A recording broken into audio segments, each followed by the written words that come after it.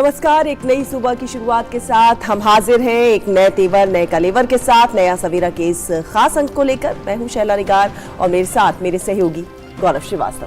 शुक्रिया Shaila, good morning आप सभी को। तो अगले 1 घंटे में हम आपको दिखाएंगे देश और दुनिया की ताजा तरीन खबरें और साथ ही होगी फिल्म, साहित्य, संगीत और जीवन के संघर्षों से जुड़ी कुछ कहानियां भी। और इसके अलावा आपको बता दें कि आज बीजेपी की राष्ट्रीय कार्यकारिणी की बैठक होनी है, जो कि काफी महत्वपूर्ण है। क्या मायने हैं इसके, इस पर भी आज हमारा खास फोकस रहेगा। और साथ ही साथ G20 की अध्यक्षता को लेकर आज उसमें कौन सी गति देखने को मिलती है, किन किन मुद्दों पर चर्चा हो सकती है, उससे भी हम आपको रूबरू कराएंगे नया सवेरा के इस अंक में। तो चलिए शुरुआत करते हैं और सबसे पहले नजर डालते हैं इस वक्त की हेडलाइंस पर। दिल्ली में आज से 2 दिन तक बीजेपी राष्ट्रीय कार्यकारिणी की बैठक। पीएम मोदी, अमित शाह और बीजेपी अध्यक्ष समेत कार्यकारिणी के सभी सदस्य होंगे शामिल। रोड शो भी करेंगे प्रधानमंत्री।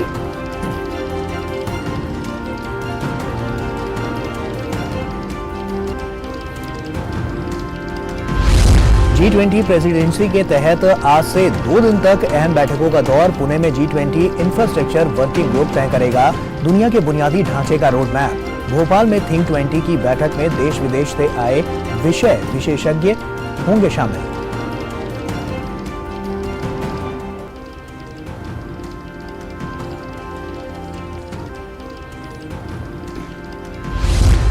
राजनीतिक दलों के सामने आज रिमोट वोटिंग मशीन का प्रदर्शन करेगा निर्वाचन आयोग। आरवीएम के इस्तेमाल के बाद प्रवासी मतदाताओं को मतदान के लिए गृह जिलों में जाने की नहीं होगी जरूरत।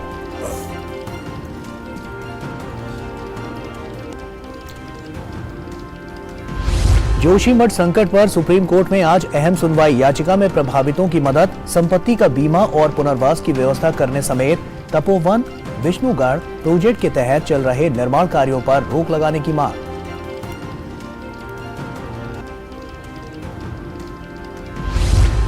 शुरू हुआ साल का पहला ग्रैंड स्लैम। ऑस्ट्रेलियन ओपन के पुरुष एकल में जोकोविच और नडाल प्रबल दावेदार। पहली बार महिला एकल में इगा स्वांतेक की नजर खिताब पर।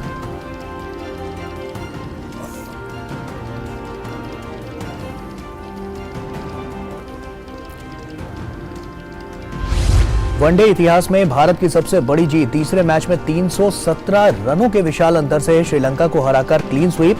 विराट कोहली और शुभमन गिल ने जड़े शानदार शतक। मोहम्मद सिराज ने झटके 4 विकेट।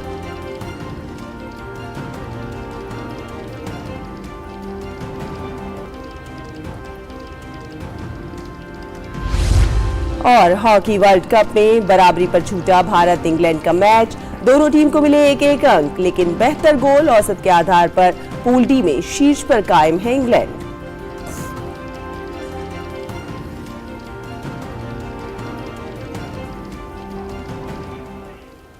तो नया सवेरा में सबसे पहले देखेंगे देश भर से कुछ खास खबरें। बिल्कुल, और चलिए शुरुआत करते हैं अहम खबर के साथ। आपको बता दें कि बीजेपी राष्ट्रीय कार्यकारिणी की बैठक आज से दिल्ली में शुरू होगी। 2 दिन तक चलने वाली बैठक में प्रधानमंत्री नरेंद्र मोदी, पार्टी के राष्ट्रीय अध्यक्ष जेपी नड्डा, गृह मंत्री अमित शाह सहित कई केंद्रीय मंत्री, भाजपा शासित राज्यों के मुख्यमंत्री और पार्टी के वरिष्ठ नेता शामिल होंगे। बैठक स्थल NDMC सम्मेलन केंद्र पर सुशासन प्रथम, समावेशी और सशक्त भारत और विश्व गुरु भारत समेत 6 अलग अलग विषयों पर प्रदर्शनी भी लगाई जाएगी। 2024 के लोकसभा चुनाव को लेकर भाजपा की राष्ट्रीय कार्यकारिणी की बैठक महत्वपूर्ण मानी जा रही है। माना जा रहा है कि 2 दिन की बैठक में आगामी राज्यों में होने वाले चुनावों के लिए रणनीति समेत हाल ही में संपन्न हुए कुछ आपको बता दें राज्यों में जैसे हिमाचल और गुजरात के चुनावी नतीजों की भी समीक्षा की जाएगी। इसके साथ साथ देश के सामने मौजूदा समस्याओं और मुद्दों पर कार्यकारिणी की बैठक में विचार विमर्श भी होगा और आर्थिक, राजनीतिक और सामाजिक विषयों पर प्रस्ताव पारित किया जाएगा। बैठक से पहले आज भाजपा के राष्ट्रीय कार्यालय पदाधिकारियों की एक बैठक होगी, जिसमें राष्ट्रीय कार्यकारिणी की बैठक के लिए कार्यसूची को अंतिम रूप दिया जाएगा। राष्ट्रीय कार्यकारिणी की बैठक के पहले दिन प्रधानमंत्री नरेंद्र मोदी दोपहर बाद पटेल चौक से संसद मार्ग तक रोड शो करेंगे और कल 17 जनवरी को प्रधानमंत्री मोदी बैठक के समापन सत्र को संबोधित करेंगे।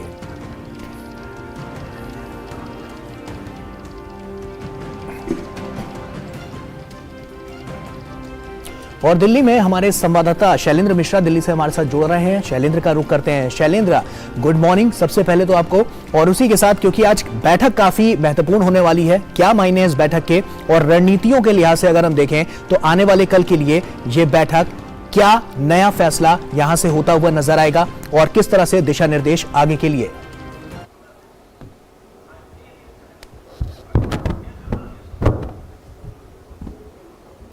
देखिए गौरव, संपर्क टूट गया है फोन लाइन का जी। लेकिन निश्चित तौर पर हम जानते हैं कि बीजेपी की राष्ट्रीय कार्यकारिणी की जो आज बैठक है, 2 दिन की यह बैठक है। 3-4 वजहों से हम कह सकते हैं कि बैठक बहुत महत्वपूर्ण है।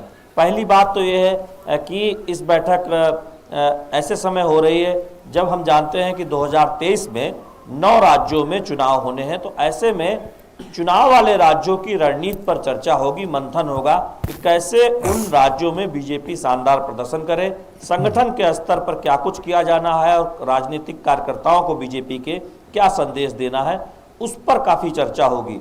दूसरी बात यह है कि प्रचंड जीत मिली गुजरात में और उस ऐतिहासिक जीत के बाद हम देख रहे हैं कि ये राष्ट्रीय कार्यकारिणी की पहली बैठक है। तो प्रधानमंत्री नरेंद्र मोदी का भव्य स्वागत किया जाएगा, उसकी एक भव्य तैयारी दिल्ली भाजपा की तरफ से की गई है। तो निश्चित तौर पर वो एक बहुत महत्वपूर्ण बात है और संगठन से जुड़े विषयों पर चर्चा होती है। और जब भी कार्यकारिणी की बैठक होती है तब हम ये देखते हैं कि दरअसल आर्थिक प्रस्ताव आते हैं, राजनीतिक प्रस्ताव आते हैं और निश्चित तौर पर वो प्रस्ताव भी आएंगे इस राष्ट्रीय कार्यकारिणी की बैठक में। तो उस लिहाज से हम कहेंगे कि जब राष्ट्रीय कार्यकारिणी की बैठक होती है तकरीबन 350 बीजेपी के वरिष्ठ नेता इसमें उपस्थित रहेंगे। प्रधानमंत्री नरेंद्र मोदी, बीजेपी के राष्ट्रीय अध्यक्ष जेपी नड्डा, 35 केंद्रीय मंत्री, बीजेपी शासित राज्यों के मुख्यमंत्री, उप मुख्यमंत्री और साथ ही साथ तमाम वरिष्ठ नेता जो बीजेपी के राष्ट्रीय पदाधिकारी हैं या फिर राष्ट्रीय कार्यकारिणी के सदस्य हैं। तो निश्चित तौर पर बीजेपी के लिहाज से ये बहुत महत्वपूर्ण बैठक है। बिल्कुल, आगामी चुनाव की तैयारियों का तो इसमें रणनीति पर बात होगी, कई मौजूदा मुद्दों पर भी मंथन होगा, सामाजिक और राजनीतिक प्रस्ताव भी पारित होंगे। उसके अलावा आज प्रधानमंत्री नरेंद्र मोदी रोड शो भी करने वाले हैं, उसको लेकर क्या कुछ तैयारियां की गई हैं? जी देखिए, हम आपका सवाल बहुत स्पष्ट तौर पर नहीं सुन पाए हैं सहला, लेकिन ये बात जरूर है कि जब राष्ट्रीय कार्यकारिणी की बैठक होती है तो एक बहुत भव्य तैयारी होती है। चूंकि एक संदेश देना होता है, जो कार्यकर्ता देश भर से आएंगे, 350 से ज्यादा नेता, वो क्या संदेश लेकर यहाँ से जाएंगे। एक प्रदर्शनी लगाई गई है जो बैठक स्थल है एनडीएमसी, उसके बाहर, जिसमें 6 थीम रखी गई है। मोदी सरकार जिन योजनाओं पर आगे बढ़ रही है, किस तरह से सशक्त भारत बनाया जा रहा है, किस तरह से आदिवासियों के कल्याण के लिए काम किया जा रहा है, कैसे दुनिया भर में भारत की छवि बदली है, हम जानते हैं, चाहे वो कोरोना काल के दौरान हो या फिर बाकी समय में। तो निश्चित तौर पर उसको लेकर एक 6 थीम है, जिसमें गरीब कल्याण की बात है, सुशासन की बात है, गुड गवर्नेंस की बात है, वैश्विक पटल पर भारत की जो मजबूत छवि हो रही है उसकी बात है, और गवर्नेंस को लेकर जो कदम उठाए गए हैं उन सब का जिक्र है। इस प्रदर्शनी का उद्देश्य ये है, जिसका आज 3 बजे बीजेपी के राष्ट्रीय अध्यक्ष जेपी नड्डा उद्घाटन करेंगे, कि जो 350 लोग बीजेपी के जो वरिष्ठ नेता देश भर से वहां आए हैं एनडीएमसी दिल्ली में, वहां पर एक संदेश लेकर जाएं अपने अपने राज्यों में, कैसे आगे बढ़ना है, कैसे उन योजनाओं को और बेहतर तरीके से लागू करने में संगठन की भूमिका हो सकती है, उन सब पर बातचीत होगी। जी चलिए, शुक्रिया शैलेंद्र, तमाम जानकारियां हमसे साझा करने के लिए। आप नजर बनाकर रखिए, जब ये मीटिंग शुरू होगी तो हम आपसे दोबारा से जुड़ेंगे, कनेक्ट करेंगे और जानने की कोशिश करेंगे कि क्या क्या प्रभावी मुद्दे यहां पर रखे गए। बहुत बहुत शुक्रिया शैलेंद्र, जुड़ने के लिए और तमाम जानकारियां देने के लिए। और अब अगली खबर का रुख करेंगे। आपको बता दें कि हमारे देश की चुनाव प्रणाली में आने वाले दिनों में एक अहम बदलाव देखने को मिल सकता है और ये बदलाव आएगा रिमोट वोटिंग मशीन के जरिए। जी हां, जिसका आज निर्वाचन आयोग की तरफ से राजनीतिक दलों के सामने प्रदर्शन किया जाना है। रिमोट ईवीएम के प्रदर्शन के दौरान निर्वाचन आयोग की तकनीकी विशेषज्ञ समिति के सदस्य भी वहां पर मौजूद रहेंगे। रिमोट वोटिंग का इस्तेमाल करके घरेलू प्रवासियों की मतदाता भागीदारी में सुधार पर चर्चा की जाएगी। दरअसल remote voting machine electronic voting machine का ही मॉडिफाइड वर्जन है, जिसका इस्तेमाल करके उन मतदाताओं को सहूलत दी जाएगी जो अपने राज्य में होने वाले चुनाव के दौरान अपने घर से दूर रहते हैं और वोटिंग के लिए उन्हें अपने गृह जिले में जाना पड़ता है। अगर इसे लागू किया जाता है तो ऐसे घरेलू प्रवासी मतदाताओं को अपने मताधिकार का प्रयोग करने के लिए अपने गृह जिलों की यात्रा करने की जरूरत नहीं पड़ेगी। आरवीएम को मौजूदा इलेक्ट्रॉनिक वोटिंग मशीन पर आधारित एक मजबूत, त्रुटिहीन और प्रभावी स्टैंड के रूप में विकसित किया जाएगा। ये इंटरनेट से कनेक्ट नहीं होगी। सार्वजनिक क्षेत्र की एक कंपनी ने इसको बनाया है। मल्टी कॉन्स्टिट्यूएंसी रिमोट ईवीएम एक ही जगह से 72 चुनाव क्षेत्रों को संचालित कर सकती है। मुख्य चुनाव आयुक्त राजीव कुमार ने कहा था कि चुनाव के प्रति युवाओं और शहरी क्षेत्रों में रहने वाले लोगों में देखी गई उदासीनता के कारण रिमोट वोटिंग मशीन लोकतांत्रिक प्रक्रिया में भागीदारी बढ़ाने में कारगर पहल साबित होगी।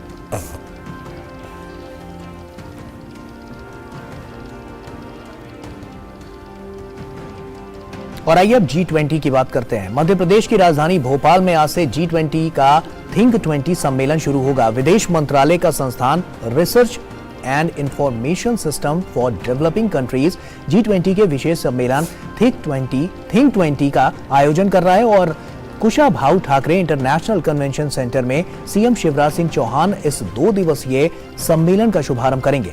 सम्मेलन में करीब 44 देशों के लगभग 300 प्रतिनिधि शामिल हो रहे हैं। वहीं G20 के सदस्य देशों के 170 से अधिक मंत्री और डेलीगेट्स भी भाग लेंगे।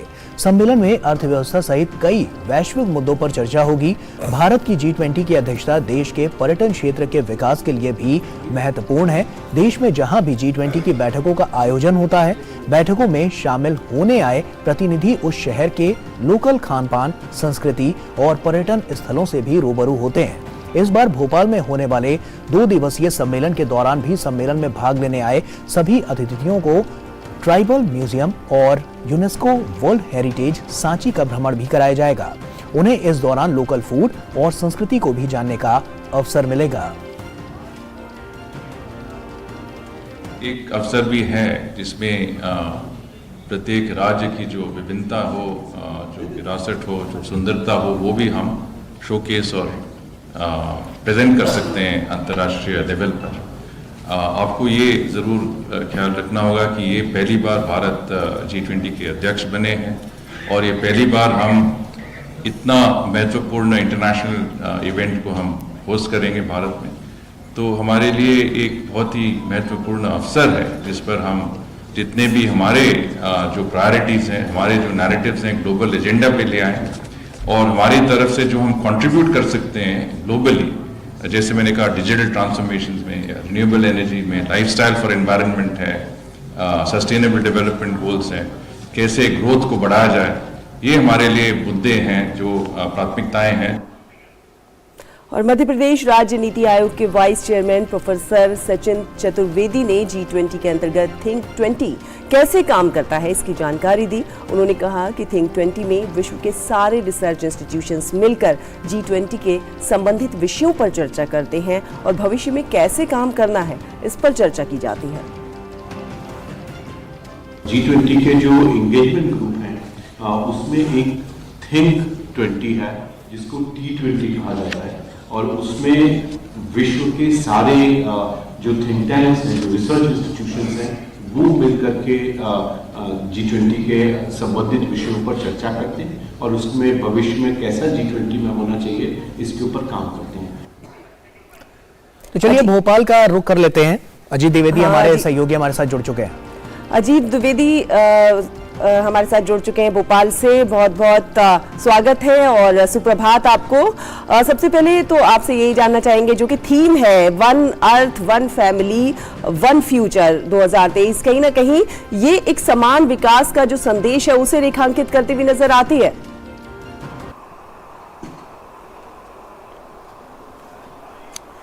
बिल्कुल जरूर, और इसीलिए इस बार जो मुद्दे रखे गए हैं आप देखेंगे कि ऐसे मुद्दे रखे गए हैं कि जो वैश्विक स्तर पर जो है पूरी दुनिया को जो है वो प्रभावित करते हैं। अगर हम बात करें आज से जो बैठक शुरू होने वाली है मध्य प्रदेश की राजधानी भोपाल में 2 दिवसीय बैठक है, तो इसमें जो मुद्दे हैं उसमें देखिए पर्यावरण संबंधित जीवन जो है वो एक महत्वपूर्ण विषय इसमें है। साथ ही नैतिक मूल्य जो है उस पर विचार मंथन किया जाएगा। इसके अलावा जो है कि सुमंगलमय सुशासन किस तरीके से किया जाए, पूरे वैश्विक स्तर पर जो देखिए सुशासन पर ज्यादा जोर दिया जा रहा है और इसको लेकर काफी बातें की जा रही है। तो ये 3 मुद्दे आज जो है महत्वपूर्ण रहेंगे इस बैठक को लेकर, और देश दुनिया के 300 से ज्यादा प्रतिनिधि जो है इस बैठक में आज शामिल होंगे। और 2 दिवसीय बैठक है जिसका कि उद्घाटन जो है मध्य प्रदेश मुख्यमंत्री शिवराज सिंह चौहान करेंगे और समापन जो है जो राज्यपाल है मंगू भाई पटेल वो इसका कल समापन करेंगे। तो इस तरीके से आप देख सकते हैं कि देखिए वैश्विक स्तर पे हम जानते हैं कि G20 जो है बहुत बड़ा एक समूह है और विश्व के करीब 80 से 85% जो इसकी जो व्यवस्था को ये कंट्रोल करता है। इसके अलावा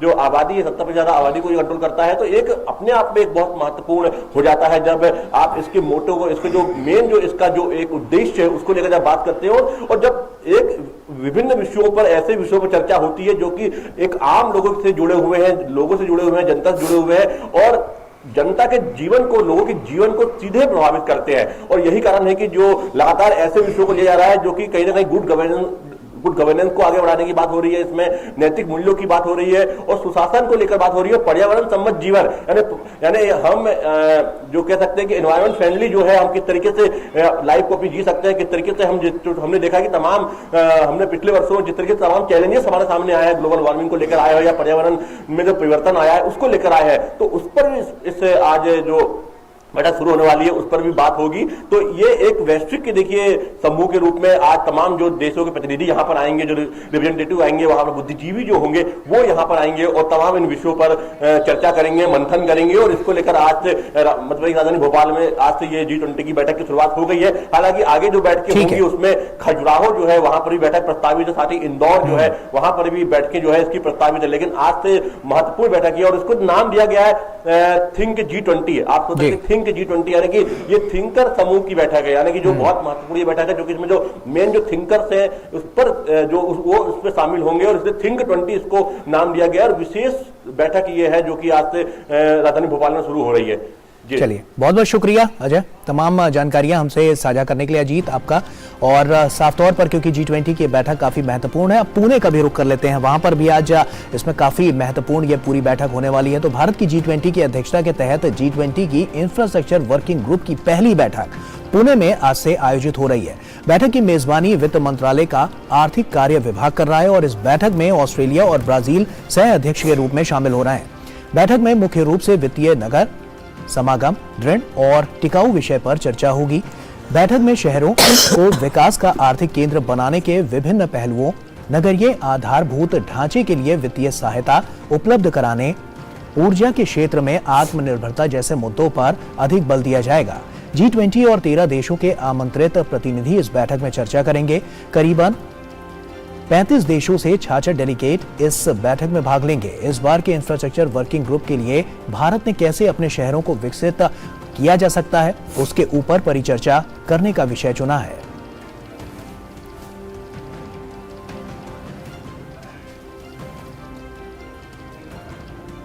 और पुणे से हमारे साथ हमारी सहयोगी मेघना हमारे साथ जुड़ रही हैं। मेघना, क्योंकि काफी महत्वपूर्ण जब से अध्यक्षता मिली है, हम रोज नए यहाँ पर नए नीतिगत फैसलों को देख रहे हैं। आज की अगर हम बात करें, कितना महत्वपूर्ण होने वाला है और किस तरह की दिशा आज से तय होगी, क्योंकि जो तमाम नीतिगत और रणनीतियां जो बनाई गई हैं, फैसले लिए गए हैं, वो अभी तक बड़े कारगर नजर आए हैं एक मजबूत भारत के निर्माण में। देखिए, यहाँ पर प्रश्न सबसे बड़ा ये है गौरव कि इंफ्रास्ट्रक्चर वर्किंग ग्रुप की ये जो बैठक है, ये पहली बैठक है। उसमें डेलीगेट्स आने वाले हैं, 66 डेलीगेट्स हैं। उसके साथ ही 7 सेशंस होने वाले हैं। इन सेशंस में प्रमुख मुद्दा साफ तौर पर इंक्लूसिविटी पे है, रेजिलियंस पे है, सस्टेनेबिलिटी पे है।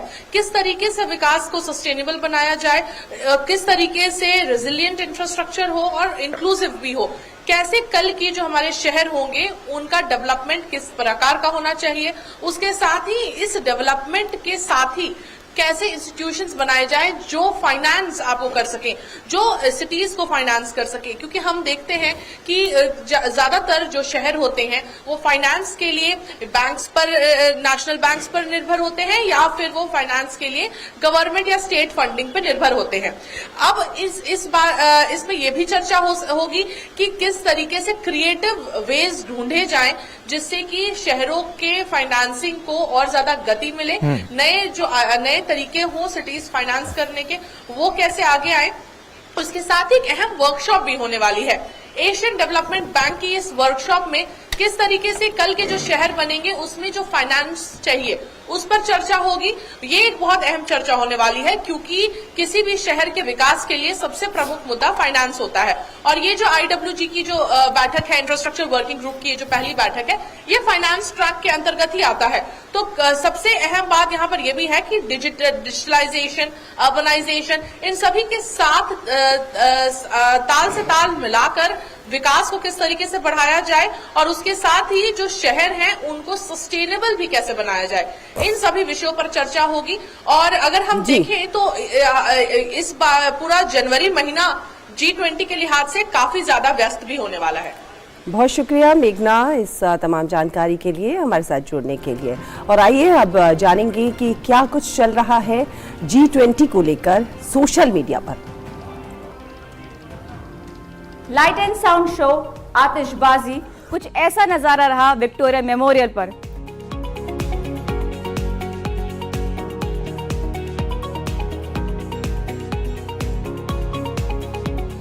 मौका था G20 की फाइनेंस ट्रैक की बैठक का।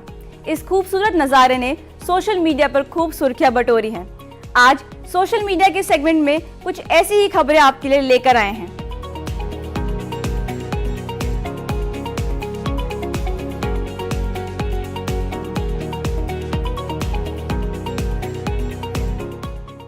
और अब शुरुआत करते हैं औरंगाबाद की कुछ खास पेंटिंग्स के साथ, जहां दीवारों पर बनी यह पेंटिंग्स सभी का अपनी ओर ध्यान खींच रही हैं और सोशल मीडिया पर काफी ट्रेंड कर रही हैं। गौरतलब है कि फरवरी में औरंगाबाद में आयोजित होने वाले G20 शिखर सम्मेलन में अंतर्राष्ट्रीय महिला प्रतिनिधिमंडल शिरकत करेगा, इसलिए यह शहर कुछ खास कलाकृति के साथ तैयार है।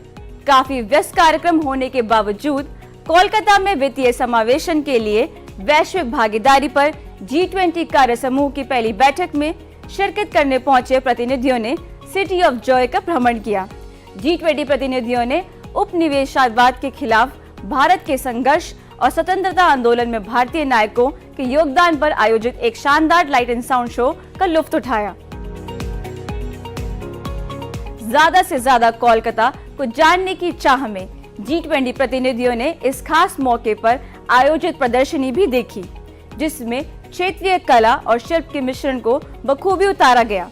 गौरतलब है कि G20 न केवल जलवायु के मुद्दों या खाद्य संकट को संबोधित करेगा, बल्कि इसका फोकस शहरी मुद्दों पर भी रहेगा। भारत के G20 की अध्यक्षता के तहत यूनेस्को की विश्व धरोहर शहर अहमदाबाद को G20 की मेजबानी के लिए चुना गया है। अहमदाबाद तेजी से भारत में प्रमुख शहरी केंद्र के रूप में उभरा है और उम्मीद है कि U20 के अध्यक्ष के रूप में एक महत्वपूर्ण भूमिका निभाएगा। सोशल मीडिया पर वित्तीय समावेशन को आगे बढ़ाने के लिए डिजिटल नवाचार पर एक प्रदर्शनी का वीडियो काफी चर्चा में रहा। ट्विटर पर पोस्ट किए गए इस वीडियो में भारत की स्वदेशी तकनीकियों को प्रदर्शित किया गया। इस तकनीक ने अरबों लोगों के जीवन को प्रभावित करते हुए एक अभूतपूर्व मुकाम हासिल किया है। छात्र समाज में बदलाव के वाहक होते हैं और कोई आश्चर्य नहीं है कि वह सोशल मीडिया पर भी अपनी मौजूदगी पूरी मजबूती के साथ दर्ज कर रहे हैं। छात्रों की ये पोस्ट सोशल मीडिया पर काफी लोकप्रिय हुई। वहीं किसी भी आंदोलन से सफल होने के लिए नागरिकों की भागीदारी जरूरी है और इसे पुणे में एक साइक्लोथॉन के दौरान नागरिकों ने अपनी जोश और उत्साह के साथ सच भी कर दिखाया।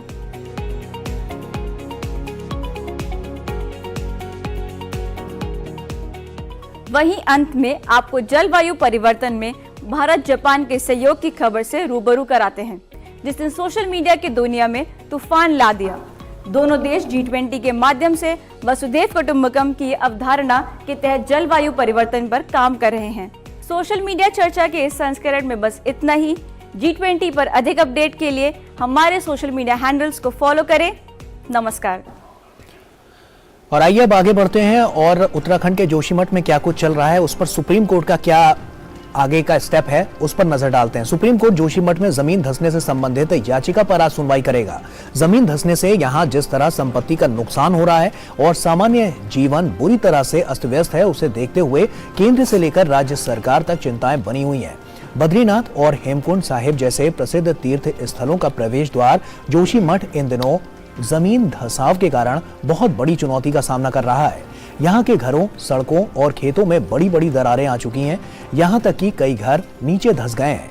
यहाँ के हालात को देखते हुए स्वामी अविमुक्तेश्वरानंद सरस्वती ने प्रभावित लोगों की मदद करने, संपत्ति का बीमा करने और पुनर्वास की व्यवस्था करने की मांग की थी।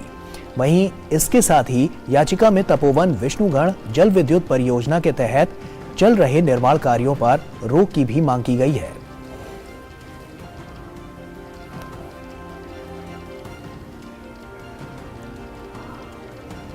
विकास हमारे सहयोगी हमारे साथ जुड़ रहे हैं। विकास का रुख करते हैं। विकास, साफ तौर पर क्योंकि सुप्रीम कोर्ट में यह मसला पहुंच चुका है, आज कौन कौन से ऐसे अहम पॉइंट्स हैं जो यहां पर रखे जाएंगे? जी गौरव, इस मामले में जो याचिका दायर की गई है शंकराचार्य की ओर से, उसमें उन्होंने ये कहा है कि सबसे पहले जो स्थानीय लोग प्रभावित हैं पूरी घटना से, भूमि धसान से, उनको फौरन राहत दी जाए, उनके रहने का वैकल्पिक इंतजाम किया जाए और राज्य सरकार विशेष तौर लोगों को आर्थिक मदद दे। जिनके घर रिपेयर हो सकते हैं, मरम्मत की जा सकती है, उनको मरम्मत के लिए पैसे दिए जाएं। और दूसरी बड़ी मांग यहाँ पर शंकराचार्य जी की ओर से यह है कि जो इस इलाके में बहुत सारे पुराने मंदिर आप कह सकते हैं या कुछ पुराने अवशेष भी हैं मंदिरों के, उनके संरक्षण के लिए भी सरकार कदम उठाए, क्योंकि वो उन पर भी एक विलुप्त होने का खतरा पैदा हो गया है इस पूरी घटना के चलते। और इसके अलावा उन्होंने ये भी कहा, यहाँ पर उन्होंने IIT रुड़की के एक प्रोफेसर की रिपोर्ट का हवाला देकर अपनी याचिका में कहा है कि जो यहाँ पर कंस्ट्रक्शन की गतिविधियां चल रही हैं उसके चलते इस तरह की घटनाएं हो रही हैं। उन्होंने IIT रुड़की की इस रिपोर्ट का हवाला दिया है और ये मांग की है कि NTPC का जो प्रोजेक्ट है वहां पर उस पर तुरंत रोक लगाई जाए। और इसके अलावा जो बॉर्डर रूट्स ऑर्गेनाइजेशन कुछ जगहों पर सड़कें बना रहा है जिसके लिए पहाड़ काटे गए हैं, इस तरह की गतिविधियों पर उन्होंने तुरंत रोक लगाने की मांग की है। हालांकि आप याद करें कि पिछली बार सुप्रीम कोर्ट ने ये कहा था कि हर चीज में सुप्रीम कोर्ट दखल दे, ये जरूरी नहीं है। एक चुनी हुई सरकार है, राज्य सरकार है, वो उपयुक्त कदम उठा सकती है। लेकिन फिर भी क्योंकि आज ये मामला सुप्रीम कोर्ट ने कहा था कि हम देखेंगे, तो आज सुप्रीम कोर्ट इसको सुनने के बाद मुमकिन है कि फिर से वही बात दोहराए और ये कहे कि आप इंतजार कीजिए, राज्य सरकार जो कदम उठा रही है उसमें ज्यादातर आपकी मांगों को पूरा कर रही है वो सारी कदम। बिल्कुल विकास, केंद्र हो या फिर राज्य सरकार हो, दोनों ही अपने अपने तौर पर पूरे प्रयास कर रहे हैं जनजीवन को सामान्य बनाने के लिए और लोगों के पुनर्वास के लिए। और अब देखने वाली बात होगी कि सुप्रीम कोर्ट क्या कुछ फैसला करता है, उससे क्या लोगों को फायदा मिलता है, सहयोग मिलता है। बहुत धन्यवाद आपका हमारे साथ जुड़ने के लिए और ये इनपुट साझा करने के लिए। तो जोशीमठ के लोगों को स्थायी पुनर्वास के लिए राज्य सरकार ने कई जगहों का चयन किया है, जिसमें पीपल कोटी भी एक जगह है। पीपल कोटी जोशीमठ से करीब 30 किलोमीटर पहले है। जोशीमठ के लोग क्या सोचते हैं पीपल कोटी में स्थायी पुनर्वास को लेकर, देखिए पीपल कोटी से संवाददाता नीरज सिंह की ये रिपोर्ट। जोशीमठ में जो लोग जिनके घरों में दरारें पड़ी थी उनको विस्थापित करने के लिए, स्थायी रूप से विस्थापित करने के लिए 3 जगह आइडेंटिफाई की थी। एक औली के पास, इसके अलावा NTPC और पीपल कोठी। तो ये पीपल कोठी का वही मैदान है जो सरकार ने आइडेंटिफाई किया था। अगर आप देखें तो कुछ लोग भी हैं सरकार की तरफ से जो पैमाइश करने के लिए यहाँ पर पहुँचे हैं।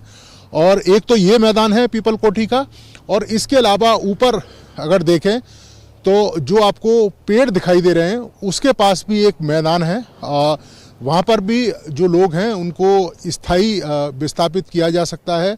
और सरकार का ये कहना है कि जो शेयर होल्डर हैं उनसे वो लगातार बात कर रही है और अगर सभी लोग सहमत हो जाते हैं तो उनको यहाँ पर स्थायी रूप से बसा दिया जाएगा। और ये अगर आप देखें इलाका तो जोशीमठ से ज़्यादा सुरक्षित भी दिख रहा है, मैदान भी है और जो पहाड़ हैं वो सीधे पहाड़ नहीं दिखाई देंगे जैसे कि पहाड़ जोशीमठ में आपको दिखाई देते हैं। तो ये 3 जगह सरकार ने आइडेंटिफाई की थी और अगर आप देखें तो यहाँ निशान भी लग रहे हैं और इसके अलावा ये झंडे आपको दिख रहे होंगे और सरकार के जो आदमी हैं वो भी लगातार जो पैमाइश है वो कर रहे हैं। जोशीमठ के एक व्यक्ति हमारे साथ खुद मौजूद हैं जो यहाँ पीपल कोठी आए हुए थे। सरकार ये कह रही है कि धीरे धीरे जोशीमठ रहने लायक नहीं रहेगा, ख़त्म हो जाएगा, जिस तरह की दरारें वहाँ पर पड़ रही हैं। 3 जगह सरकार ने आइडेंटिफाई की हैं जिसमें एक जगह पर आप खड़े हैं पीपल कोठी, तो अगर जोशीमठ के लोगों को यहाँ शिफ्ट कर दिया जाएगा या सहमत होते हैं तो आपको कोई परेशानी होगी या आपको लगता है कि और क्या चीज़ें होनी चाहिए? नहीं सर, हमको कोई परेशानी नहीं है। हम चाह रहे हैं कि हम भी सेफ जगहों पर रहें और जोशीमठ से सेफ जगह है सर पीपल कोठी में, इसलिए हमको यहाँ पे कोई दिक्कत नहीं है। सरकार अगर हमको यहाँ पे अगर रखना चाहती है तो हम रहने के लिए तैयार हैं। जो रोजगार और काम धंधे वो यहाँ किस तरह से होंगे और आप लोग कैसे करेंगे फिर?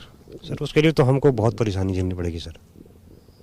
जैसे जोशीमठ में हम लोगों का चल रहा है अभी, जो पहले से हम वहाँ पे करके आ रहे हैं, उसके लिए यहाँ पे हमको काफ़ी समय लगेगा सर यहाँ पे सेटल होने में। मतलब आप सरकार जैसे आपको सेटल करे, उसके साथ रोजगार के लिए क्या क्या करे वो? तो रोजगार के लिए सर हम यहाँ पे दुकानें बना के दें जिससे हम लोगों का रोजगार चले। तो ये आपने देखा कि जो जोशीमठ में सुनील गांव है वहाँ पर ये रहते हैं और इनका मानना है कि अगर सरकार पीपल कोठी में उनको जगह देती है, जगह सुरक्षित रहेगी, क्योंकि जोशीमठ में जिस तरीके से दरारें पड़ रही हैं कम से कम वैसी स्थिति यहाँ नहीं है और जो ज़मीन है वो ज़्यादा बेहतर स्थिति में है। लेकिन इन लोगों का ये मानना है कि रोज़गार को लेकर सरकार को और कदम उठाने चाहिए ताकि जोशीमठ में जो रोज़गार इनका ख़त्म होगा वो कम से कम पीपल कोठी में इनको मिल पाए। कैमरामैन सुमित के साथ Neeraj Singh, DD news, people कोठी, जोशीमठ। और आइए आगे बढ़ते हैं और अगली खबर का रुख करते हैं। लोकसभा अध्यक्ष ओम बिरला आज से केन्या और तंजानिया के दौरे पर हैं। वे केन्या दौरे के लिए नई दिल्ली से रवाना हो गए हैं। ओम बिरला 21 जनवरी तक केन्या और तंजानिया में संसदीय प्रतिनिधि मंडल का नेतृत्व करेंगे। वे केन्या में वहां के राष्ट्रपति, उपराष्ट्रपति और संसद के अध्यक्ष से मुलाकात करेंगे। इसके अलावा वे तंजानिया के उपराष्ट्रपति और संसद के अध्यक्ष से भी मुलाकात करेंगे। बिरला का ये दौरा द्विपक्षीय संबंधों को नया आयाम देगा। इस दौरान सांसद चिराग पासवान और एस फंगनोन के उनके साथ रहेंगे और इसके अलावा लोकसभा अध्यक्ष के ओएसडी राजीव दत्ता भी दौरे में शामिल रहेंगे। ओम बिरला 16 से 22 जनवरी तक विदेश प्रवास पर रहेंगे। वे दोनों देशों में प्रवासी भारतीयों से भी मुलाकात करेंगे।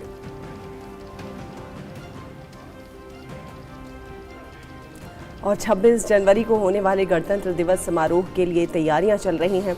इसके लिए मुख्य समारोह के परेड से पहले दिल्ली में कर्तव्य पथ पर फुल ड्रेस रिहर्सल हो रहा है, जिसकी कई तस्वीरें सामने आई हैं। दिल्ली में ठंड और कोहरे के बीच जवानों की रिहर्सल का शानदार नजारा देखते ही बन रहा है।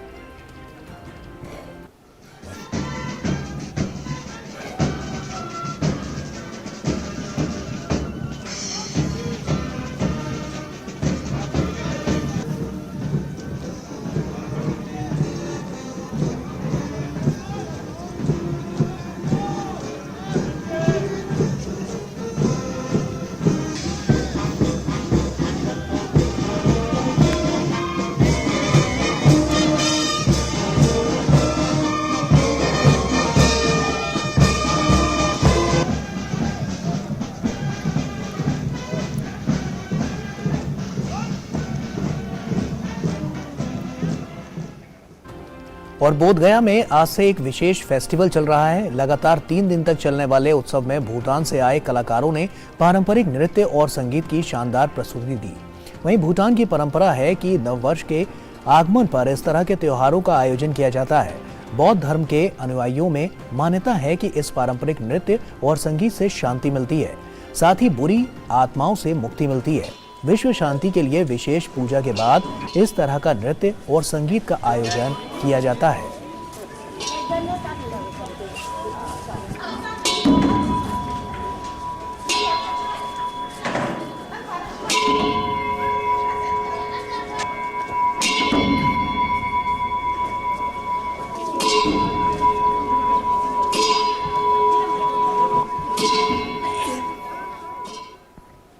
वाराणसी में गंगा पार रेत पर बसा तंबुओं का शहर टेंट हाउस गुलजार हो गया है। अब सुबह से ही पर्यटकों का आने जाने का सिलसिला यहाँ पर दिखाई दे रहा है। टेंट सिटी में पर्यटकों के लिए खास इंतजाम है। ये टेंट सिटी काशी के घाटों के सामने रेत पर बना एक शानदार शहर है, जिसमें सारी सुविधाएं दी गई हैं। इस टेंट सिटी से नव्य भव्य काशी विश्वनाथ धाम और गंगा के घाटों की दिव्य छटा के दर्शन तो होंगे ही, साथ ही साथ गोवा के समुद्र किनारे स्थित रिजॉर्ट जैसा आनंद भी मिलेगा। यहाँ पर्यटकों को काशी की धार्मिक सांस्कृतिक झलक भी मिलेगी।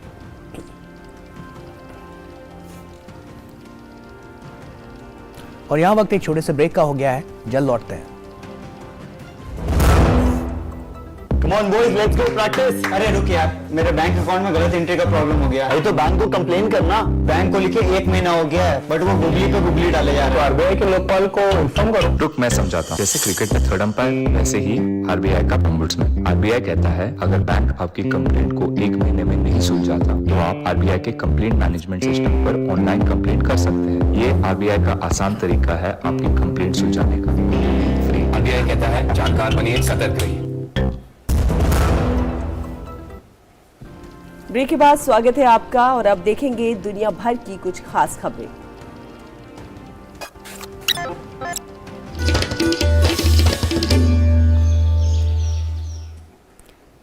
बात इंडोनेशिया की करते हैं। इंडोनेशिया में भूकंप के तेज झटके महसूस किए गए। रेक्टर स्केल पर इसकी तीव्रता 6.1 मापी गई है। नेशनल सेंटर फॉर सिस्मोलॉजी के मुताबिक इंडोनेशिया के उत्तरी सुमात्रा में यह भूकंप सुबह जोरदार भूकंप के झटके वहां पर महसूस किए गए।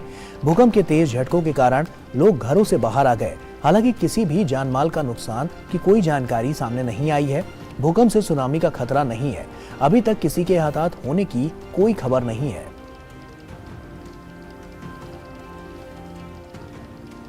और स्विट्जरलैंड के दावोस शहर में 20 जनवरी तक आज से विश्व आर्थिक मंच की वार्षिक बैठक होगी।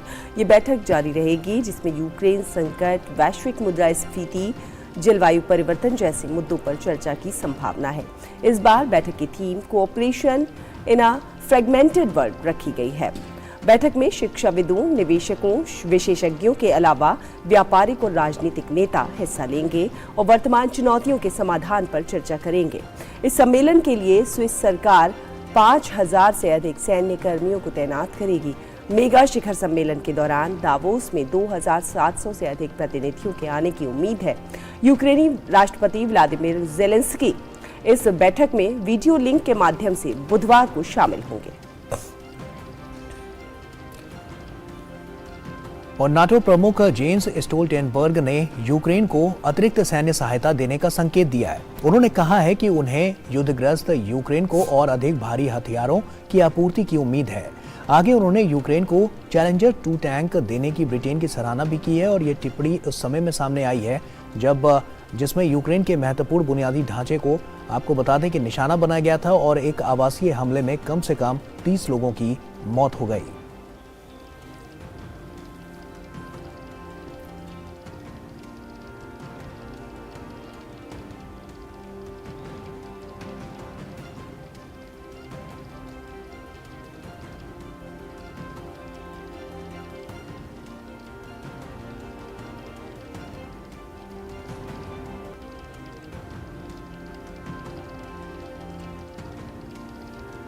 और अफगानिस्तान की राजधानी काबुल में चलिए अगली खबर का रुख करते हैं। पेरू में हिंसक प्रदर्शन अभी भी जारी है। पेरू में जारी हिंसक प्रदर्शन में अभी तक 42 लोगों की मौत हो चुकी है। रविवार को राजधानी लीमा और 3 अन्य इलाकों में आपातकाल को 30 दिनों के लिए और बढ़ा दिया गया। अपदस्थ राष्ट्रपति पेड्रो कैस्टेलो के समर्थक बोलुआर्टे से इस्तीफे की मांग कर रहे हैं, मगर उन्होंने इस्तीफा देने से साफ इनकार कर दिया है। राष्ट्रपति बोलुआर्टे ने कहा है कि वो किसी भी कीमत पर इस्तीफा नहीं देंगी।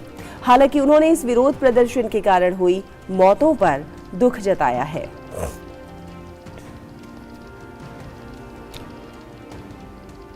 और श्रीलंका की बात करें तो श्रीलंका में तमिल समुदाय पूरे उत्साह के साथ थाई पोंगल त्योहार मना रहा है। फसलों का उत्सव है जिसे पूरे 4 दिनों तक मनाया जाता है। इस उत्सव पर लोग फसल की अच्छी पैदावार के लिए प्रार्थना करते हैं। सबसे पहले लोग अपने घर की काफी अच्छे तरीके से सफाई करते हैं। दूसरे दिन थाई पोंगल पर लोग सूर्य भगवान को अर्घ्य देते हैं। साथ ही इस दिन मिट्टी के बर्तन में लोग दूध, चावल और गुड़ से स्वादिष्ट पकवान बनाते हैं। तीसरे दिन लोग जानवरों का आभार व्यक्त करते हैं वहीं और उनकी सेवा भी की जाती है। इस दिन जानवरों के लिए खास पकवान भी बनते हैं। पोंगल के अंतिम दिन लोग अपने दोस्तों और रिश्तेदारों से मिलते हैं और एक दूसरे को उपहार देकर खुशियां मनाते हैं। इस दिन भी कई तरह का भोजन बनाया जाता है।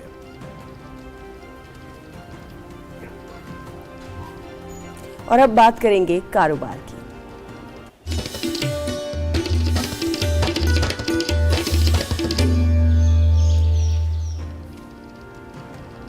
राष्ट्रीय स्टार्टअप पुरस्कार 2022 की आज घोषणा की जाएगी। वाणिज्य और उद्योग मंत्री पीयूष गोयल पुरस्कारों की घोषणा करेंगे। स्टार्टअप और एनेबल्स को उत्कृष्ट प्रदर्शन के लिए पुरस्कार दिए जाते हैं। पहाड़ी और पूर्वोत्तर क्षेत्र के स्टार्टअप्स को मान्यता देने के लिए एक विशेष पुरस्कार श्रेणी शुरू की गई है।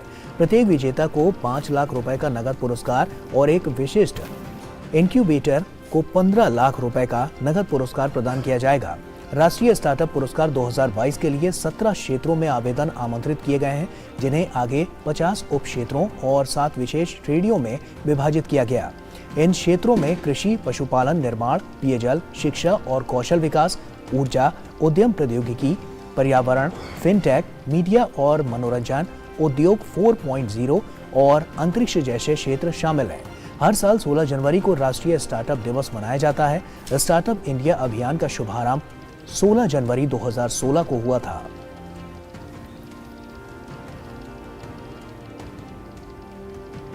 यहाँ समय एक छोटे से ब्रेक का हुआ है। ब्रेक के उस पार कुछ और खबरें हैं, आप देखते रहिए नया सवेरा।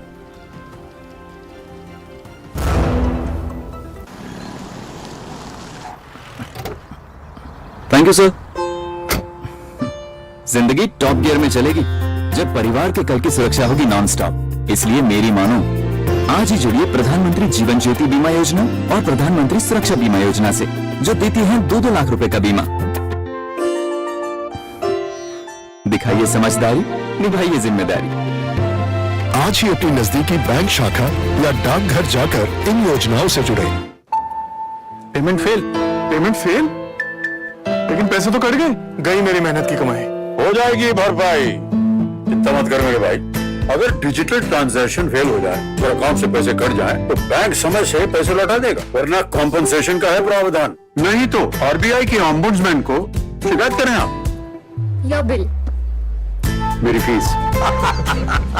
आरबीआई कहता है जानकार बनिए, सतर्क रहिए। तो ब्रेक के बाद एक बार फिर से आप सभी का स्वागत है और आइए अब आगे बढ़ते हैं और आप खबरें देखते हैं खेल जगत से।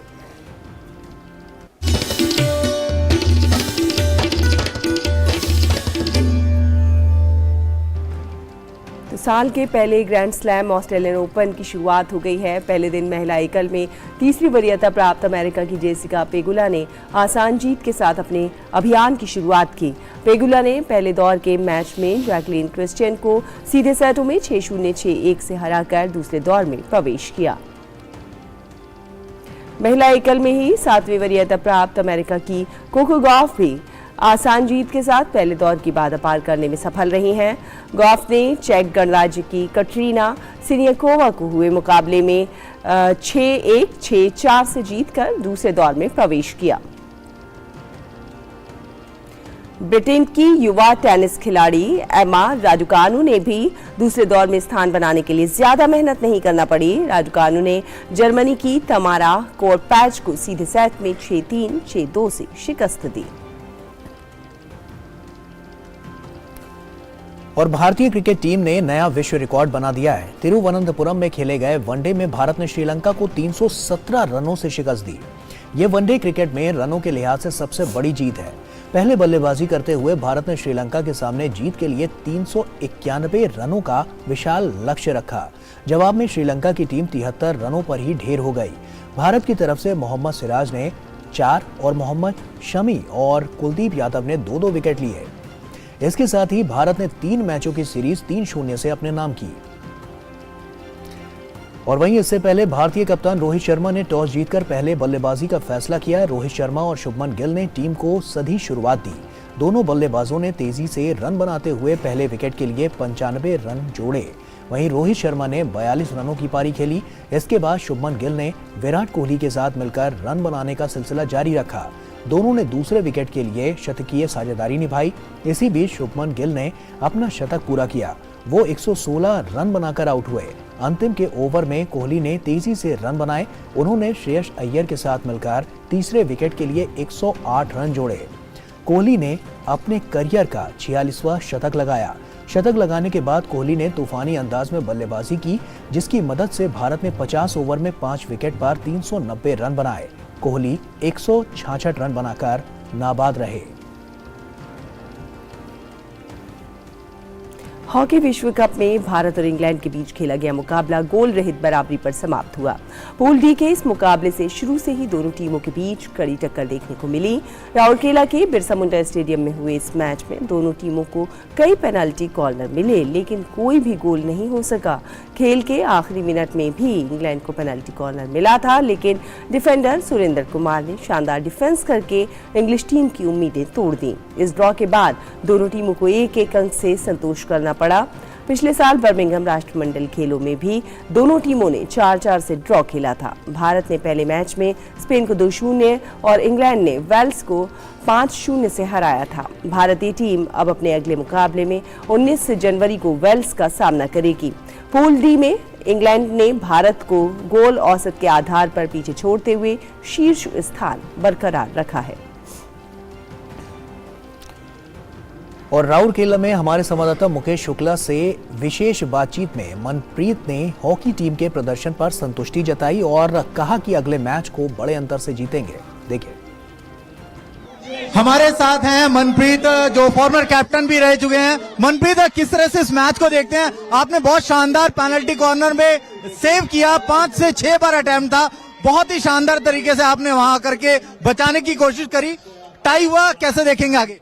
ओवरऑल परफॉर्मेंस अच्छी थी, बट थोड़ा सा हम लोगों ने आगे चांसेस मिस किए, जिसकी वजह से उनको काफी चांसेस मिले। ऑब्वियसली कि हाँ, कि हम लोगों ने आज ज्यादा प्लेंटिंग ऑन दिया, तो डेफिनेटली नेक्स्ट मैचेस में यही रहेगा कि हम लोग प्लेंटिंग ऑन ना दे ज्यादा, क्योंकि आज अगर मेरा नहीं पूरी टीम ने, अमित रोहित शर्मा ने बहुत अच्छा रन किया कि प्लेंटिंग ऑन सेव किए। गोलकीपर बहुत अच्छा खेले आज, ओवरऑल टीम अच्छा परफॉर्मेंस करी, बट हमें आगे जब भी अपॉर्चुनिटी मिलती है हमें गोल करना होगा, तभी हम लोग आगे जा पाएंगे। मनप्रीत, आगे हमारा वेल्स से मुकाबला है, आज यहाँ टाई हुआ है और सबसे ज्यादा इंपॉर्टेंट हो जाएगा कि स्पेन वर्सेस इंग्लैंड के मुकाबले को तो हमें अच्छे गोल अंतर से मैच जीतना पड़ेगा। क्या नई स्ट्रैटेजी रहेगी? और एक्चुअली यही रहेगा कि हम अपना जो गेम प्लान है उसको एग्जीक्यूट करें। तो अगर हम लोग अपना नॉर्मल गेम खेलेंगे तो डेफिनेटली हमें ऑटोमेटिक गोल मिलते रहेंगे। वही रहेगा कि हमें जब भी वेल्स की सर्कल में नहीं, क्योंकि वेल्स और इंग्लैंड में ज्यादा डिफरेंस नहीं है, क्योंकि दोनों सेम ही पैटर्न के साथ खेलते हैं, स्ट्रक्चर के साथ खेलते हैं। तो यही रहेगा कि हम लोग अटैक ज्यादा करें और ज्यादा अपॉर्चुनिटी क्रिएट करें उनके खिलाफ। आज जो हमारा फोर्थ क्वार्टर था वो बहुत ही ज्यादा क्रूशियल था, दोनों तरफ से काफी अटैक हुए, दोनों गोलकीपर को बधाई देनी पड़ी। बिल्कुल सर, आज हमारे दोनों गोलकीपर कृष्णा और श्री दोनों बहुत अच्छा खेले, उनका गोलकीपर भी बहुत अच्छा सेव किया है। बहुत अच्छा मैच हुआ देखा जाए, काफी फास्ट हॉकी है, यही तो मॉडर्न हॉकी है, तो ये सभी ने एंजॉय भी किया होगा, हम लोगों ने भी काफी एंजॉय किया गेम का। इस क्राउड के बारे में क्या कहेंगे जो लगातार चीयर कर रहा था? क्राउड के बारे में तो हमेशा हम कहते हैं यहाँ पे उड़ीसा हमारा सेकंड होम है, और यहाँ का जो क्राउड है बहुत ज्यादा सपोर्टिव है। ये नहीं कि सिर्फ इंडियन टीम के लिए, पूरा हॉकी को बहुत ज्यादा प्यार करते हैं ये लोग। बहुत शुक्रिया हमसे बात करने के लिए। तो ये थे मनप्रीत, जो बता रहे थे कि अगला मैच और इम्पोर्टेंट होगा, वहां पर कोशिश करेंगे कि बड़े स्कोर से जीतें। कैमरा स्फूर्ति रंजन के साथ मैं मुकेश शुक्ला, डीडी न्यूज। और अब बात करेंगे विज्ञान जगत की।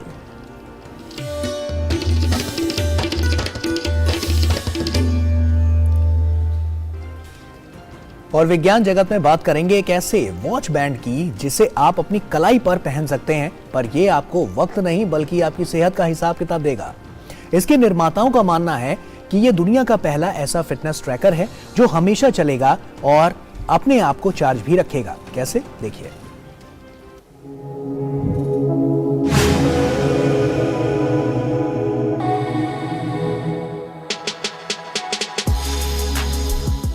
कलाई पर पहनने वाली घड़ी तो हम सभी के पास होगी।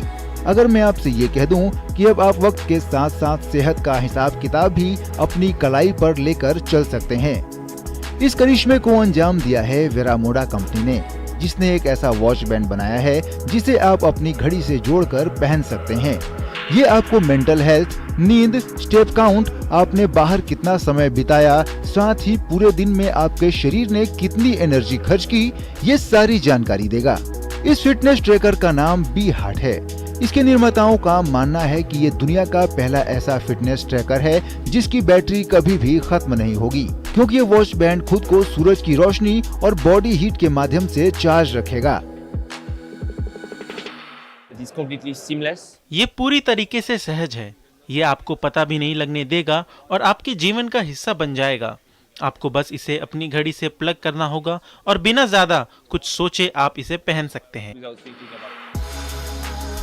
सोचा जाए तो ये आविष्कार सुनने में थोड़ा आम सा लगता है, पर यह हमारी जिंदगी को बदलने की क्षमता रखता है। हमारी हेल्थ से जुड़ी पहले भी कई चीजें आई हैं, पर ये उन सब से अलग है, क्योंकि ये फिटनेस ट्रैकर आसानी से हमारे जीवन का हिस्सा बन सकता है और उसे और भी ज्यादा सेहतमंद बनाने में मदद करेगा। Bureau report, DD news. और आइए अब खबरें देखते हैं सिने जगत से।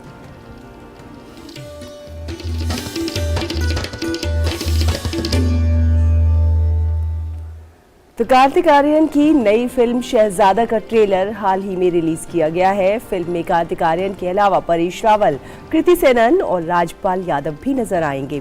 इस फिल्म का निर्देशन डेविड धवन के बेटे रोहित धवन ने किया है। एक्शन करते हैं। सिने जगत के मशहूर अभिनेता कार्तिक आर्यन की नई फिल्म शहजादा का ट्रेलर रिलीज हो गया है। फिल्म के ट्रेलर में कार्तिक एक्शन के साथ साथ कॉमेडी करते नजर आ रहे हैं। क्या एक्शन के बीच में कहानी मत पूछ। फिल्म में कार्तिक बंटू का किरदार निभा रहे हैं। ट्रेलर में एक्शन, ड्रामा और रोमांस का भरपूर डोज देखने को मिलेगा। फिल्म में कार्तिक आर्यन के अलावा परेश रावल, कीर्ति सेनन और राजपाल यादव भी नजर आने वाले हैं। परेश रावल फिल्म में कार्तिक के पिता के रोल में हैं। सूट पहन के इंग्लिश बोलने का मजा ही कुछ और है। पगार काट दूंगा। निकल निकल। कार्तिक आर्यन की फिल्म शहजादा अल्लू अर्जुन की अला वैकुंठ पुरमुलु की ऑफिशियल हिंदी रीमेक है। फिल्म का ट्रेलर दमदार है और दर्शकों को काफी पसंद आ रहा है।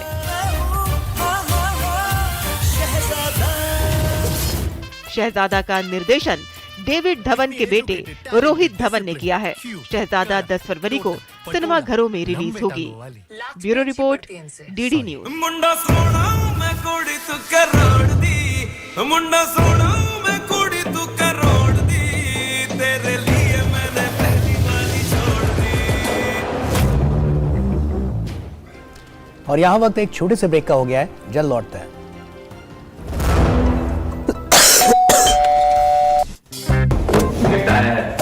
अरे वाह, लेजेंड की बैट। इससे तो मैं खेलूंगा। फ्यूचर बैटिंग लेजेंड का। इसमें जिसका नाम लिखा है बैट उसी को मिलेगी।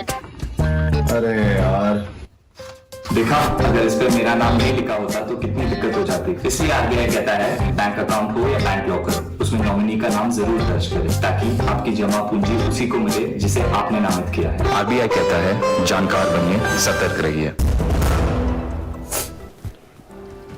तो ब्रेक के बाद एक बार फिर से आप सभी का स्वागत है और नया सवेरा में आइए अब बात कर लेते हैं मौसम की।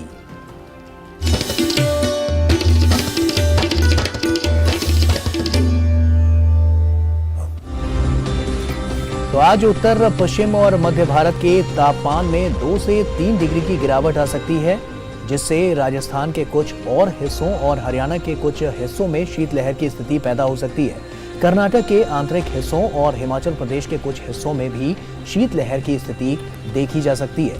पश्चिमी हिमालय पर जारी बारिश और हिमपात की गतिविधियां बंद हो जाएंगी।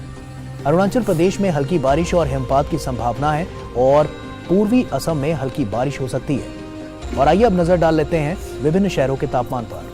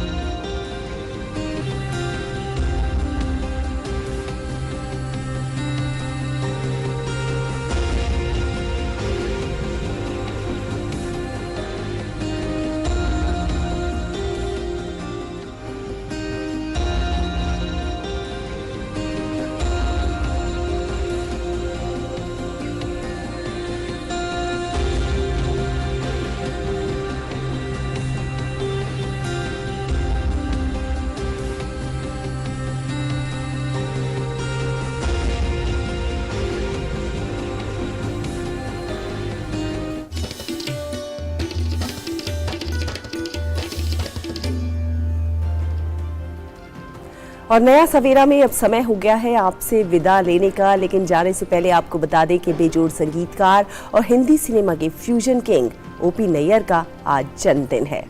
जी हाँ, उनके कंपोज किए हुए गाने ये देश है वीर जवानों का, पहला पहला प्यार, बाबूजी धीरे चलना आज भी लोगों के दिलों में बसते हैं। नया सवेरा के इस अंक में आप लीजिए ओपी नैयर के सुपर हिट गानों का मजा, हमें दीजिए इजाजत। नमस्कार।